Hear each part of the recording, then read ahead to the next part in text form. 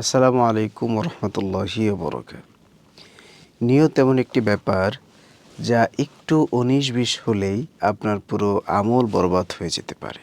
আল্লাহ সুবহানাহু ওয়া তাআলার সন্তুষ্টির জন্য আমাদের সর্বদা ভালো কাজের নিয়ত রাখা উচিত। নিয়ত ব্যাপারে সূরা বাইয়ানার ৫ নং আয়াতে আল্লাহ সুবহানাহু ওয়া তাআলা বলেন, ওমা উমিরু ইল্লা লিয়াবুদুল্লাহা মুখলিসিনা লাহুদ্দিন হুনাফাআ ওয়া ইউকিমুস সালাতা ওয়া ইউতুজ যাকাতা ওয়া যালিকা দীনুল কাইয়্যিমা। সাদাকাল্লাহুল আযীম। আল্লাহ সুবহানাহু ওয়া তাআলা এখানে বলেছেন, তাদেরকে এছাড়া অন্য কোনো হুকুম দেওয়া হয়নি যে তারা যেন দিনকে আল্লাহর জন্য খালিস করে একমুখী হয়ে আল্লাহর দাসত্ব করে এবং নামাজ কায়েম করে ও যাকাত প্রদান করে। এটি সঠিক ও তাদের জন্য মজবুতি দিন। এই আয়াত আল্লাহ তাআলা এতটুকু আমাদেরকে বুঝিয়ে দিলেন যে তোমরা যাই করো তোমাদের নিয়ত ইখলাস খালেস হইতে হবে।